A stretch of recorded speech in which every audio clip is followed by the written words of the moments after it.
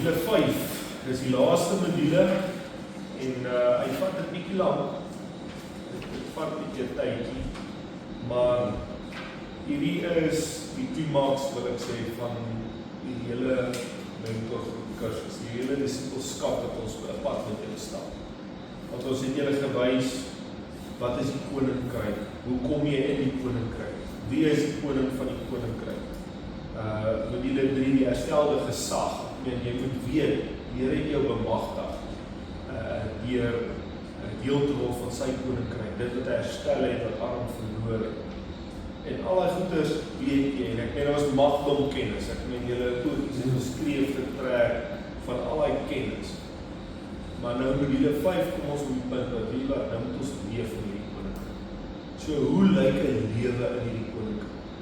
Want jou lewe moet getransformeer word en verander word volgens Christus se beeld, Christus se karakter. So nou meet ons onsself van waar ons is, hoe lyk ons nou, hoe moet ons lyk? En dit is wat ons in module 5 gaan behandel. Ons gaan hoofsaaklik begin met die bergpredikasie en dit is Here Jesus se eerste openbare boodskap wat hy gelewer het. En daar is soveel inligting en soveel diepte en rykdom wat ons daaruit kan leer. En dan gaan ons kyk, hoe lyk 'n lewe in God se koninkryk? So ons is by boekie A1, dit is nog 'n paar fris boekies. En dan kyk ons, hy sê daar die omskrywing van 'n koninkryks karakter. So daar wat sy leef in God se koninkryk inleiding. Met hierdie opleidingsmodule wil ons elke persoon wat die eerste 4 toerustingsmodules suksesvol deurloop het, toerus in die beginsels van 'n koninkryksleefwyse. Die insig oor die voorbeeld van Jesus wat ons tot nou toe ontvang het en die kennis van sy krag en volmaaktheid laat ons met die absolute bewustheid van ons persoonlike onvermoë om in dieselfde oorwinnende lewe te leef. Right, so dis nogal wel belangrik, as jy also sê jy is 100% volmaak, dan moet ons teruggaan na module 1. Right, tog ten spyte van ons swakheid en geneigtheid tot die vleeslike lewe, sê Jesus dat diegene wat in hom glo dieselfde werke en selfs groter dinge sal doen, kan doen as wat hy gedoen het. Dit staan in Johannes 14 vers 12. Jesus sê dit, omdat hy geweet het dat die Heilige Gees direk na sy hemelvaart na ons sal terugkeer. Johannes 16 vers 7. Maar ek sê julle die waarheid, dis voordelig dat ek weggaan, want as ek nie weggaan nie, sal die Trooster nie na julle kom nie. Maar as ek weggaan, sal ek hom na julle stuur. So dis die uitstorting van die Heilige Gees. So sonder God se Gees sal dit onmoontlik wees om te leef in hierdie koninkrykslewe, want wat Jesus vir ons geleer en gedemonstreer het. So julle weet dit nou van module 2 af, hoekom dit so belangrik was, dat die Here Jesus vir sy disippels gesê het, gaan wag in Jerusalem, totdat julle toegedoen is met krag uit die hoogte. Want jy gaan nie, jou lewe gaan nie kan verander vanuit jou eie krag. Jy het sy Gees nodig. Baie nodig, dat God se Heilige Gees in my en jou sal woon. So jy moet seker maak, dat God se Gees is deel van jou lewe. Alright. Verder sê Jesus in Lukas 6 vers 40, 'n leerling is nie bo sy meester nie, maar elkeen wat volleerd is, sal soos sy meester wees. Met hierdie woorde bemoedig Jesus ons verder, dat ons soos hy kan wees, as ons na sy woord gaan luister, en nougeset begin doen wat hy sê, sal ons daarin kan slaag. Dit sal beteken, dat ons ou denkpatrone voortdurend moet vervang met God se wil en wyse van dinge doen. God roep sy kerk tot 'n hoër tipe lewe as waarin die res van die mensdom leef, omdat sy koninkryk meer voortreffelik is as enige ander koninkryk en nie gemeet kan word teen die wêreldse standaarde nie. Right, so en dit is, julle kan ook onthou die lesing van heiligmaak, van konstante vernuwe van jou denke. Right, en dit nou nogal belangrik, excuse, om hierdie te verstaan wat ek nou vir julle gaan lees, aktiveer die wet van die lewe. So kom ons lees om en dan kyk ons na die voorbeelde.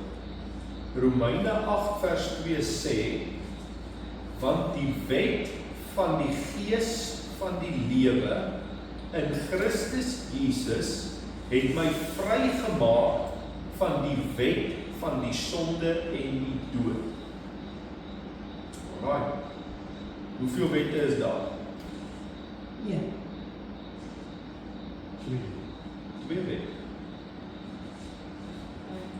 Volgens hierdie skrif. Een van die gees en een van die sonde en die dood. Net so. Dis 2 wette. So, ek gaan nou vir julle sê hoe skakel dit in mekaar. So hy sê, die wet van die gees van die lewe in Christus het my vrygemaak van die wet van die sonde en die dood. Right. So, uit hierdie gedeelte uit sê hy vir ons, daar's 2 wette. Right. Kom ons gaan verder en dan gaan ek dit nou vir julle verduidelik.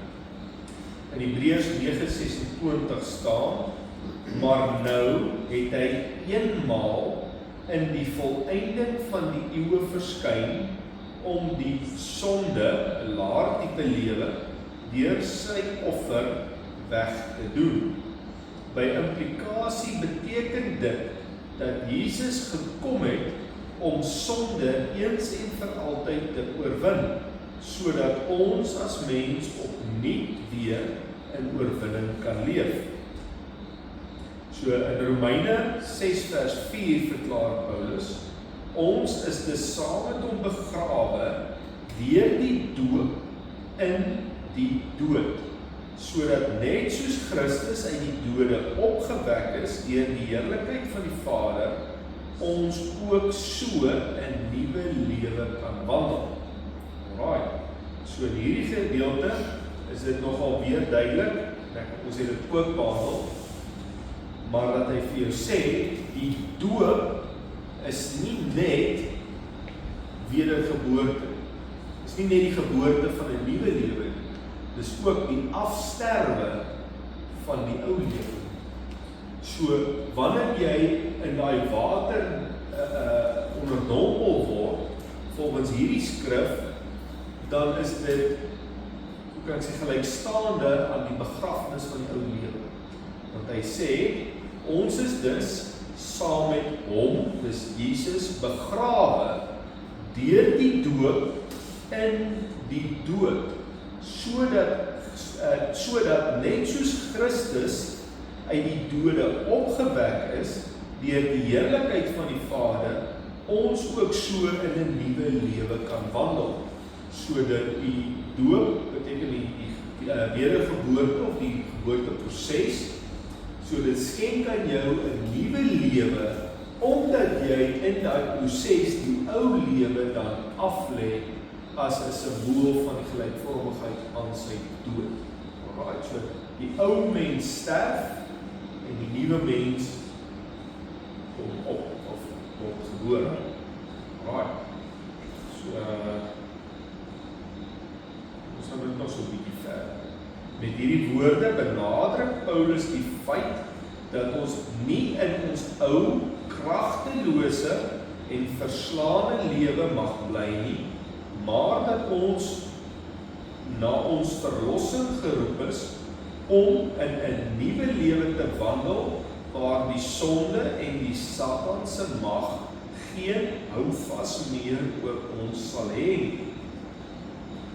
In Romeine 6 vers 14 staan, want want die sonde sal oor julle nie heers nie, want julle is nie onder die wet nie, maar onder die genade. Alright. Dit beteken dat daar genoeg krag in Jesus se bloed is om ons volkome van sonde te verlos. God wil hê dat ons klaar moet kry met sonde, aangesien die geringste onbelyde sonde in ons lewe 'n demper op ons geestelike krag sal plaas, deurdat dit die salwing van God op ons lewe benadeel. Right. Alright, ek gaan net aangaan, want ons gaan daai vers nou weer behandel op die volgende bladsy. So dan gaan julle sien waar dit nou vandaan kom en alles, en julle vra tot dusver. So, ons praat van die twee wette, en ons praat van die verlossing van sonde, en julle weet nou eintlik al daai goeders, en dan gaan ons kyk, hoe steek dit in mekaar. Alright, die Griekse woord vir salwing is charisma, of dan nou wat in Engels is anointing. So as ons praat van die anointing, praat ons van die salwing. Vandaar die woord Christus, wat letterlik beteken die gesalfde een. Alright? So, as jy praat van Jesus Christus, die Christus word dan afgelei deur die woordjie charisma in Grieks, wat dan beteken anointing. So, Jesus Christus beteken niks anders as Jesus die gesalfde koning. Jesus the anointed one. Alright. Alright. Dan staan dit Jesus die gesalfde. So as die Bybel Satan beskryf as die anti-kris, verwys dit letterlik na die een wat anti of teen die salwing is. Dit verduidelik Satan se haat teenoor Jesus Christus, as ook sy haat en aanslag teen elke ander gesalfde kind van God. Ons het nou in die voorgesprek gepraat, steel, slag en verwoes, dis hoekom. Alright, so Satan haat God se teenwoordigheid, omdat dit sy bose werke aan die lig bring. En die salwing van God is niks anders as God se teenwoordigheid of sy regeringskap in ons lewe nie. So, as jy sê, God se koninkryk moet kom, met ander woorde, God se heerskappy, God moet deur ons regeer, en dan sê ons, jy is gesalfde van die Here. Met ander woorde, hy regeer binne in jou. Hy is sigbaar in jou lewe.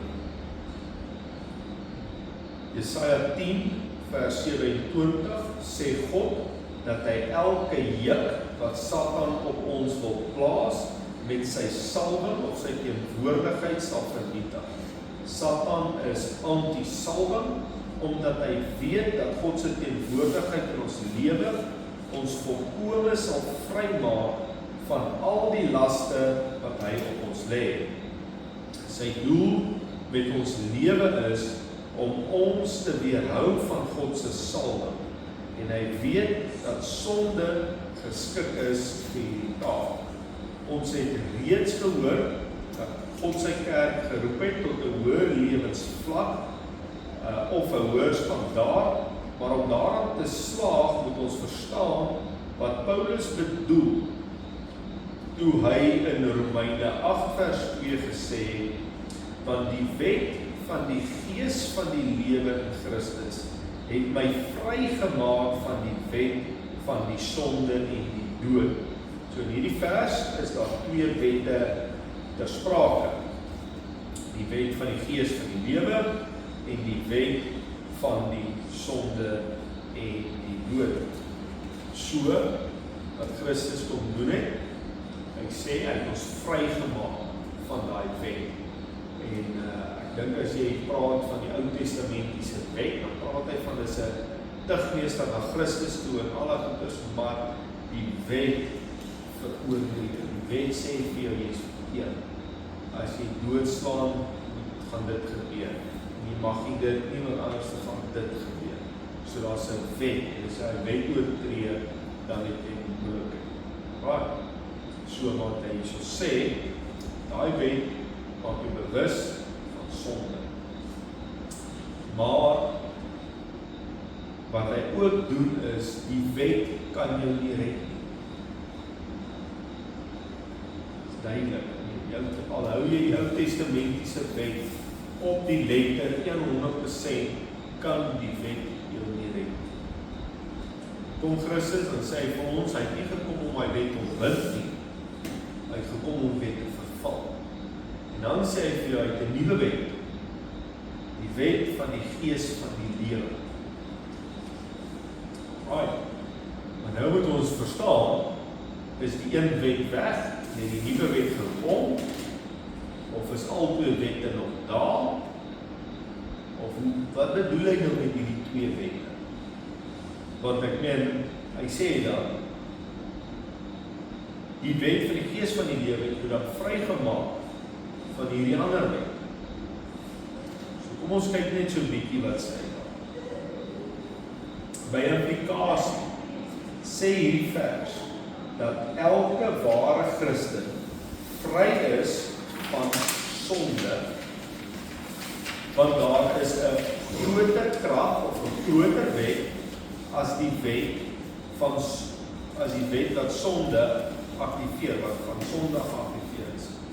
Die wet van die volmaakte offer van Jesus Christus, en Jesus is volkome verlossing vir elke mens. Maar dit word alleen 'n werklikheid as ons dit deur geloof aktiveer. Alright, ons kom nou na die voorbeeld. Ek wil dit nou nie vooruit haal nie. Alright. So, daar's twee wette. Daar's 'n hoër wet, maar daai wet word geaktiveer deur geloof. Alright. Die wet van die gees van die lewe. Wet van die gees van die lewe. So daar so staan hy, so kom ons kyk, let op hoe dit werk. Een wet kan slegs oor 'n ander wet heers as daardie wet 'n groter gesag het. Ons sien hierdie beginsel in ons alledaagse lewe werk. So wat hy wil hê jy moet verstaan is hier, die een wet is nie tot niet en 'n nuwe wet is in sy plek. Maar die een wet het 'n baie hoër gesag as die ander wet. So daai wet overrule die laer wet. Maar jy moet hom aktiveer. As hy nie geaktiveer is nie, dan geld die laer wet. Alright. So nou gaan ons kyk wat die voorbeeld wat hy gebruik. Hy gebruik die voorbeeld van die wet van swaartekrag. So dis heel maklik. Jy is dan nou in die skool, liewerd, so is daar 'n wet van swaartekrag. Jy het klaar wetenskap geskryf of wat noem julle dit ook nou al vandag? Wetenskap. Is dit nog steeds wetenskap? Is daar 'n wet van swaartekrag? Ja, Wat is die formule? ek weet nie. Maar as Dit is nou nie te spraak nie, ek weet nie wat dit is. Alright, maar ek dink is dit wat Newton as ek dit werk rond. nee, gravitasiekrag. Ja, Nee, gravitasie. Newton is die krag. Maar nie gravitasiekrag. Ek weet nou nie, maar in elk geval, swaartekrag. Ons almal weet daar's 'n wet van swaartekrag as dit ergens op skool. Ja, anders het ons nie meer gaan. Okay, maar nou is die vraag, en ons gaan nou by dit kom. Nou kom vliegtuie in die lug. So wet van swaartekrag is met hulle val. Ja, maar hy thrust. Nee, swaartekrag. Hy moet val. Maar hy vlieg hom weg. Hy vlieg die swaartekrag weg. Want dit is hoekom hulle so vinnig vlieg. As hy nie vinnig vlieg nie, dan gaan hy val. Ja, jy's amper reg, maar ek wil hê jy moet iets spesifiek sê. Hy is hoog. Vraste Zijn hoog. Hy is hoër as die ander wet, swaartekrag se wet. Daar's 'n wet wat die wet van swaartekrag overrule. Swaartekrag het geen rol op 'n vliegtuig as hy sy thrust gebruik. Maar sy trust maak dat hy 'n hoër wet aktiveer. En hulle noem dit the law of lift. So hy overrule die wet van swaartekrag. So daar's nog 'n wet wat geaktiveer word. Maar as die wet van the law of lift nie meer werk nie, as die thrusters afgaan, vlieg die vliegtuig, dan skop die ander wet in. Dan is dit nou maar so. So verstaan julle nou die konsep van die twee wette. Die wet van swaartekrag is daar om dit te overrule die law of lift gebruik. Ek dink is die law of lift. Ja, dit is daar staan. Alright, so ons lees dit nou maar. So alle voorwerpe word deur swaartekrag van die swaartekrag van die aarde aangetrek. Maar as ons na die maan kyk, sien ons dat hy nie na die aarde toe val nie. Hy bly in sy posisie omdat dit nie net swaartekrag is wat op hom inwerk nie, maar ander kragte ook. Hierdie kragte is in balans en daarom bly die maan in een posisie. Alright. So as die een van die ander kragte sterker word as die ander, sal die maan in die rigting van die sterker krag beweeg. So wanneer jy 'n bal in die lug opgooi, val dit na die aarde toe terug. Dit is omdat die swaartekrag sterker is as die ander kragte. En daarom val die bal na die aarde. 'n Vliegtuig bly nie in die lug omdat die wet van swaartekrag geen effek op hom het nie, maar omdat daar 'n sekere vliegwet is wat die vlug geaktiveer word. Hulle noem dit die law of lift. So vir 6000 jaar vlieg voëls al. Tog het die mens eers in die afgelope eeu die kuns bemeester om te vlieg. Hy het toe maar eers die law of lift ontdek. So hierdie krag werk teen swaartekrag en keer dat die vliegtuig nie val. Maar as die swaartekrag sterker word as die law of lift, dan gaan die vliegtuig beslis aarde toe kom. Net so sal ons die wet van die sonde en die dood kan voorkom deur 'n groter wet, naamlik die wet van die lewe in Christus. As ons die wet van die lewe in Christus in ons lewe aktiveer. Alright, so dis nou weer 'n hoop mondvol. Maar dit is baie belangrik. Want in ons lewe, ons wandel met Christus, so dit nou gebeur van module 1 tot module 4. En ons het gesê, die koninkrykslewe is 'n alles oortreffende leefwyse. Dan kan jy vra, maar partykeer gaan dit nie lekker nie. Partykeer is dit en dat. Probleem is, nou hier die mentorgroep uitstap en die Here het met jou hart gepraat en jy voel opgecharge en jy's reg, dan overrule jy die wet van die sonde en die dood. Maar dan, soos ek sê, dan gebeur dan nou 'n paar voeters op jou pad en die duiwel lieg vir jou en jy begin om te glo en dan nou word jy kwaad en dan klap jy iemand se oor van sy kop af of jy trap op sy toon of jy doen iets verkeerd. Dan voel jy val in sak en as en jou lewe val uit mekaar uit want alles is nou weer mekaar. En waar is die Here nou weer? Maar eintlik al wat gebeur het, jy die wet van die sonde en die dood geaktiveer. Want jy het vir 'n oomblik geluister na die leuns van die vyand. Dis wat gebeur kinders van die Here se lewe. Dis kom ons nie oorwinning kry oor sekere goed. Want om daai law, die wet van die lewe in Christus te aktiveer, moet jy fokus, want sonde kan nie meer oor jou heers. Jy is duur gekoop deur die bloed van die lam. Jy moet daai skrif, daai woorde, moet jy in jou hart ronddra, en as daai leuns kom, moet jy dit uitoorlê met daar staan geskrywe. meen, dis die voorbeeld wat die Here Jesus ons gegee het. Ek meen, as jy sy lewe kyk, die voorbeeld van die Here Jesus, hy was ten volle mens, het al die emosies gehad, hy het hartseer geword, hy was baie gewees, hy het daai tempel skoongemaak, hy het allerhande goed gedoen, wat menslik is, maar sonde het oorheers. Hy het oor die sonde gewees. So hy het teenkanting gekry, het vervolging gekry, hy het al daai goed gekry, maar in al daai goeders het hy oorwinning geleef. Ek meen reg voor die kruisiging toe is dit Pilatus wat gesê het, ek het mag om jou te laat lewe en ek het mag om jou te kruisig. Ek meen, sê vir hom, jy het niks mag.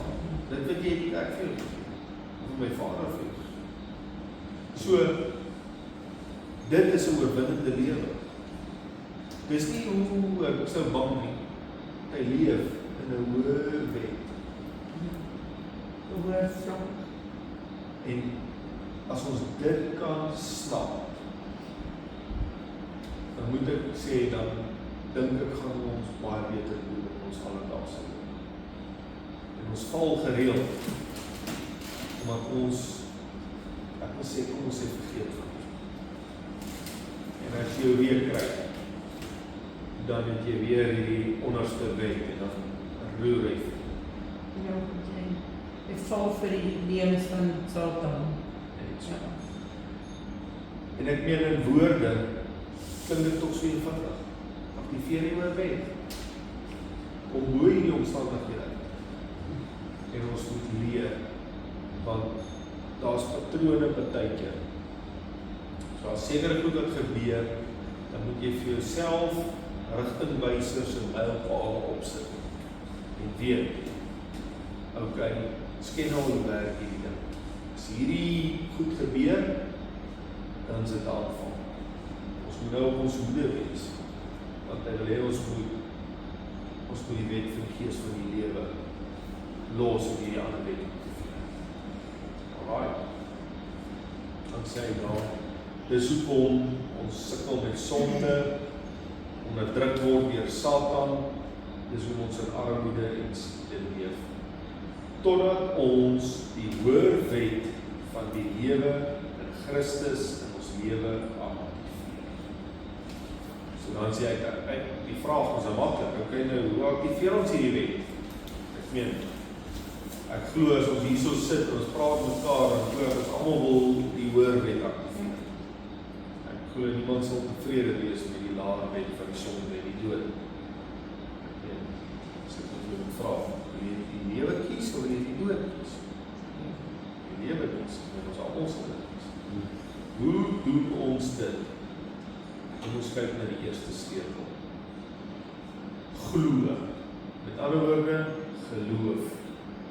Ongeag wat jou sintuie en jou emosies en jou omgewing vir jou sê. Geloof, geloof, geloof aktiveer hierdie wet. Right. Hebreërs 10 vers 38 sê, die regverdige sal uit die geloof lewe. So, dadelik, wat aktiveer die wet van die sonde en die dood?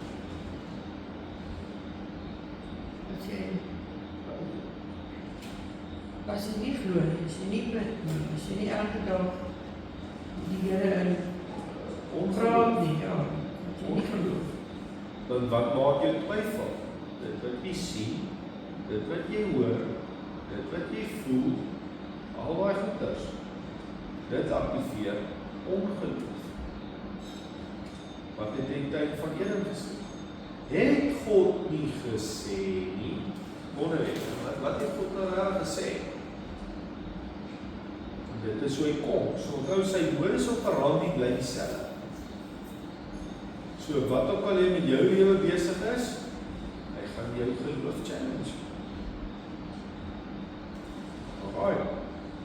Handelinge 16:31 sê Paulus vir die tronkbewaarder, glo en jy sal gered word. Jesus het nie net gekom om ons te verlos van die hel nie, hy het ook gekom om ons in hierdie lewe te verlos van die sonde wat ons lewe wil beheer. Daarom sê Paulus in Romeine 6 vers 14, want die sonde sal oor julle nie heers nie, want julle is nie onder die wet nie. By implikasie beteken dit dat as ons sonde nog oor ons heers, ons nie die wet van die lewe in Christus Jesus geactiveer het nie. Geloof in die reddende krag van die bloed van Jesus is 'n groter krag as die wet van sonde. Jesus sê, as ons in hom bly en sy woord in ons, dan sal ons vra net wat ons wil en dit verkry. Johannes 15:7. Hier sien ons dat God se woord genoeg krag het om elke probleem in ons lewe op te los. God se woord is groter in krag as enige probleem waarteen ons te staan kom. As ons geloof het in sy woord, sal ons vra net wat ons wil en ons sal dit verkry. So geloof. Alright.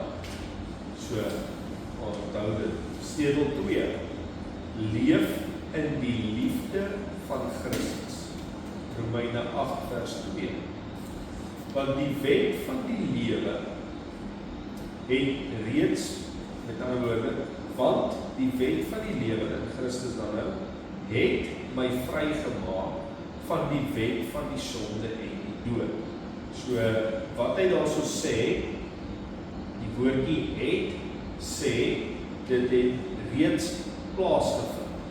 So, as die Here Jesus jou gered het, is geweet dit waar, dan is jy reeds vrygekoop.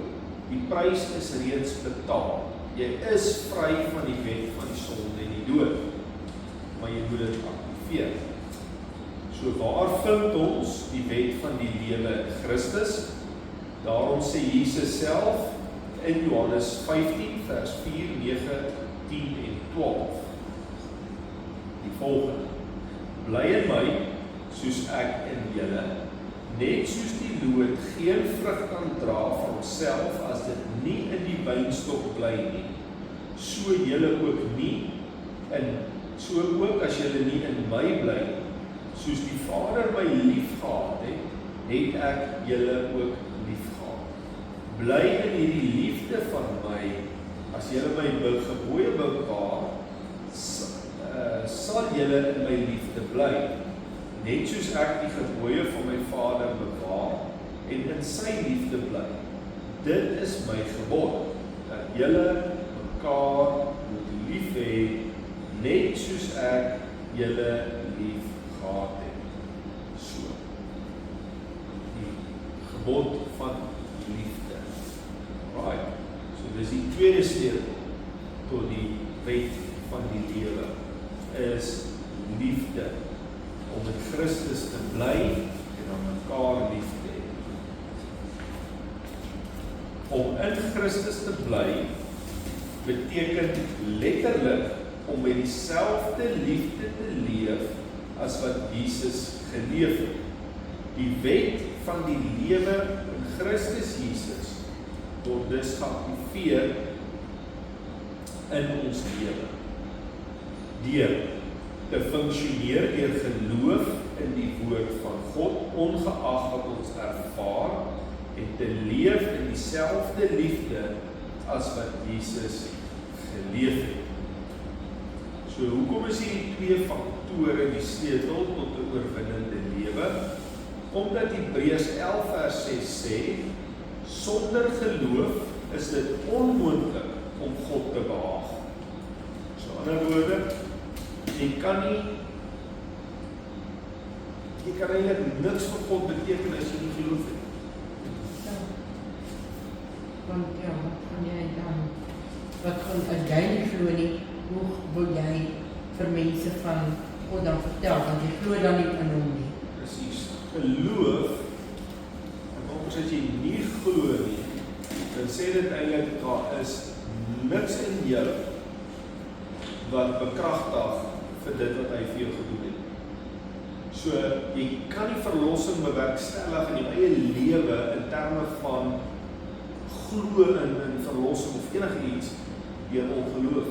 Want ongeloof glo eintlik die teenoorgestel van die waarheid. Alright.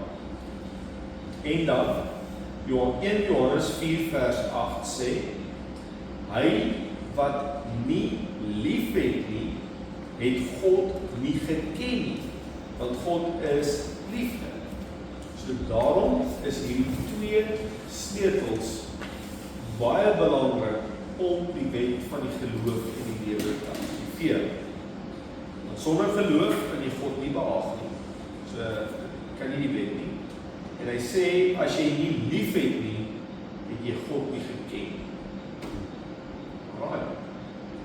So, dit is nogal radikaal. Ja. So, dit is hoekom Jesus sê, bly in my. Hebreërs 1 vers 3 sê, hy wat die afskynsel van sy heerlikheid en die afdruksel van sy wese. Dan hoor Jesus van die afskynsel van sy, met ander woorde God sy heerlikheid is en die afdruksel van sy wese. Jesus was die volmaakte beeld van God. 1 Johannes 4 vers 8, die B-gedeelte. Want God is liefde. So, die essens van God is liefde. Jesus sê die essens van hom was liefde. Right. As ons vrug in ons lewe wil dra, sal ons 'n onvoorwaardelike geloof in God en sy woord moet openbaar en na ander mense moet uitreik met die liefde van Jesus. Alright, kan iemand vir ons bietjie Matteus 25 vers 31 kry? Dan kan ek so bietjie rus, wil dit lees.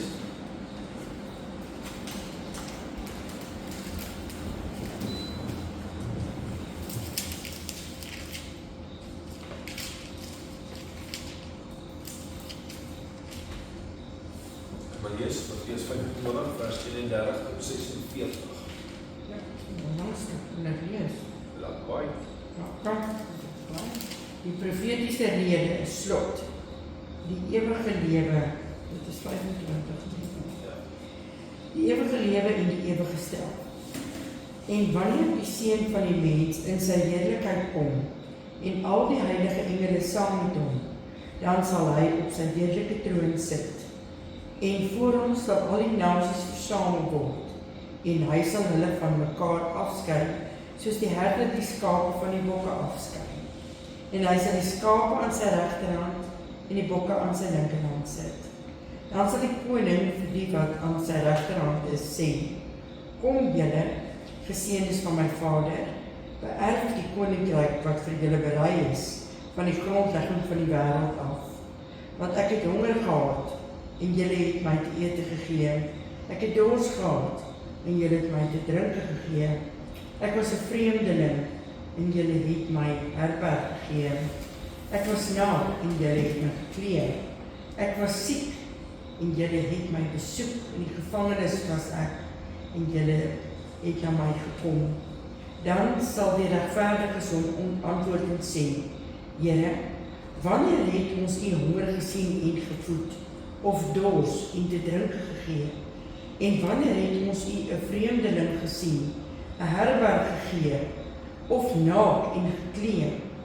En wanneer het ons u siek gesien, of in die gevangenis en na u gekom? En die koning sal antwoord en vir hulle sê, voorwaar ek sê vir julle, voor sover julle dit gedoen het aan een van my geringstes, van hierdie broeders van my, het julle dit aan my gedoen.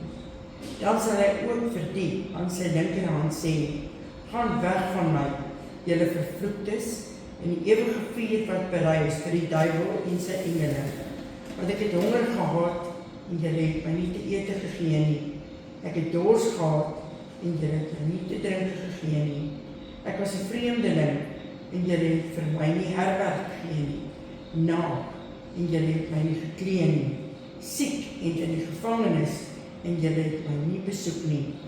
Dan sal hulle hom ook antwoord en sê, Here, wanneer het ons u honger gesien of dors, of 'n vreemdeling of naak, of siek of in die gevangenis en u nie gedien nie? Dan sal hy hulle antwoord en sê, voorwaar ek sê vir julle, vir sover julle dit gedoen het, aan een van hierdie geringstes nie, het julle dit aan my ook nie gedoen nie. En hulle sal weggaan in die ewige lewe straf. In die ewige straf, maar die regverdiges in die ewige lewe. Nog 'n paar stuk daai. Wat hy so sê, twee groepe mense, dan lyk dit amper of, ek wil sê met die eerste oogopslag, jy wil sê, hier is die hoop sondige mense, en hier so is die mense wat niks verkeerd doen. Maar die uitkoms daar, is eintlik iemand, wat die wet van die gees van die lewe geactiveer. Iemand wat geloof geactiveer. Iemand wat liefde geactiveer. Want hy sê daarso, vir daai een groep, of hulle vra my, waar het ons dit gedoen? Hoe sê hy, dit wat jy in die geringste gedoen het. Met ander woorde, jy het 'n karakter gehad van liefdadigheid. Jy het 'n karakter gehad van geloof. So, dit was deel van jou lewe. Dis nie 'n doelbewuste boksie wat jy tik nie. Hy sê, wat jy in die geringste gedoen het, aan random mense, het jy die karakter getoon. En dan sê hy vir die ander groep, kyk nee, julle is aan die linkerkant, julle gaan verkeerd gedoen, sê, maar hoekom, waar het ons het gedoen? Julle het nie dit gedoen, julle het nie dit gedoen, julle het nie dit gedoen, julle het nie dat gedoen. So dit gaan oor jou leefwyse. Aktiveer jy die wet van die gees van die lewe in Christus, of aktiveer jy die wet van die sonde en die dood? Met ander woorde, as die gees van die lewe aktiveer, dan gaan daar 'n sekere lewenspatroon wees wat jy gaan volg. En ek weet, dit is baie duidelik uit daai gedeelte.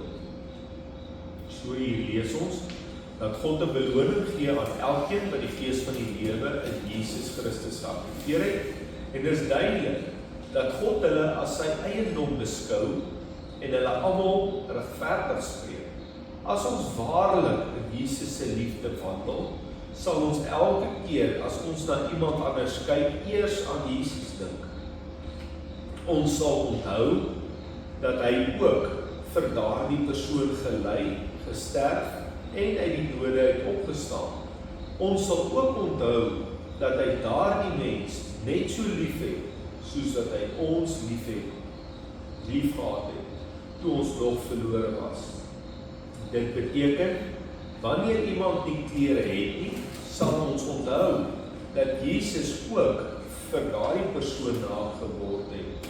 Wanneer iemand arm is, sal ons onthou, dat Jesus ook terwille van daardie persoon arm geword het. En wanneer iemand siek is, sal ons onthou, dat Jesus ook vir daardie persoon pyn en lyding deurstaan het.